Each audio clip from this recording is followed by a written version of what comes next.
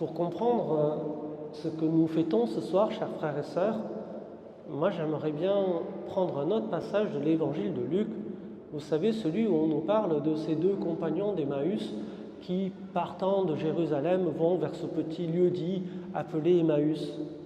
Et puis voilà que Jésus vient marcher à leur côté, vous connaissez l'histoire.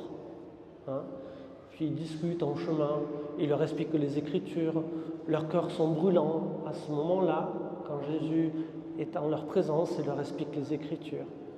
Et puis voilà, il va y avoir un moment crucial, Jésus fait semblant d'aller un peu plus loin, mais les deux disciples, là, Cléophas et l'autre, le retiennent. « Seigneur, reste avec nous, il fait tard. » Et voilà que Jésus va poser des gestes basiques et très simples qu'il a déjà fait en leur présence et à la présence des autres apôtres et autres disciples.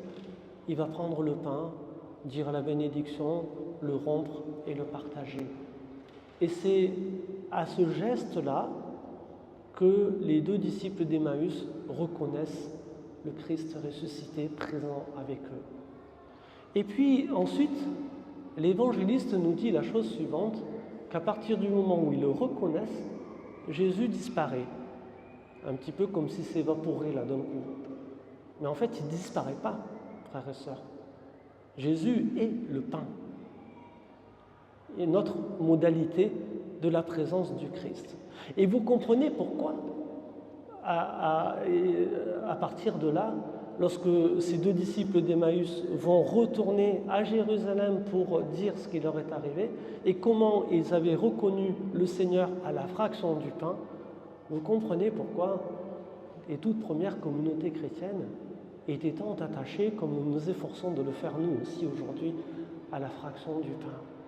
Et on nous dit qu'ils étaient assidus là, tous les dimanches, on appelle ça le jour du Seigneur à l'époque, le dimanche, le jour du Seigneur, de participer à cette fraction du pain parce qu'ils ont capté que c'est un moyen privilégié que le Seigneur nous offre, lui, le Christ ressuscité, pour être présent là avec nous. Et frères et sœurs, vous savez bien que les multiplications des pains, parce qu'il y en a eu 2 avant, ne sont que des préfigurations de ce repas que Jésus lui-même va instituer, vous savez, avant de quitter ce monde et d'aller souffrir sa passion, le dernier repas qu'il va partager avec eux. Et vous voyez, ce repas, il va prendre du relief à partir du moment où on va vraiment comprendre que ce geste que Jésus a posé nous permet effectivement de, réactiver, c'est pas le mot que je cherche, mais rendre encore actif, rendre présent la présence de Jésus-Christ au milieu de nous.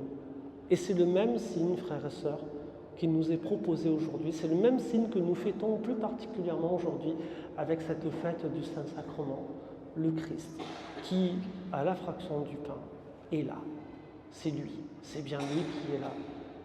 Nos yeux, bien sûr, ne percevront que des hosties ou du vin, mais c'est bien le corps et le sang du Christ.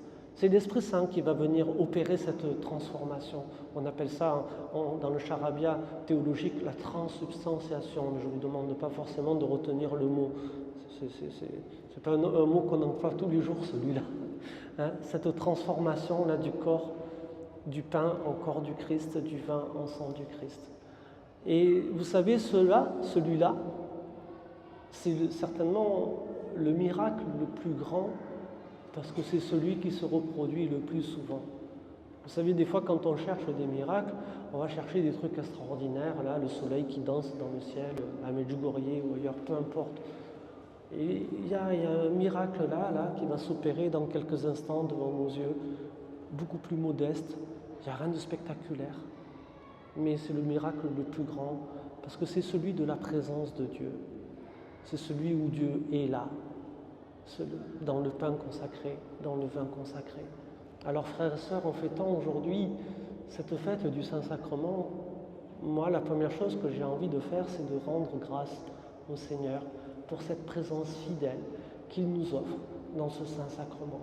Il est là, toujours là, quelle que soit notre perception, quelle que soit notre foi, quelle que soit notre manière de le recevoir, lui, il est là, il est fidèle au rendez-vous. Et nous pouvons nous réjouir, frères et sœurs, que le Seigneur soit aussi grand, soit aussi fidèle vis-à-vis de nous, pour venir de cette manière-là nous rejoindre et demeurer en chacun de nous, nous témoigner sa tendresse, nous témoigner son amour, nous donner toutes les grâces de paix et de consolation dont nous avons besoin et partager avec nous sa joie. Amen.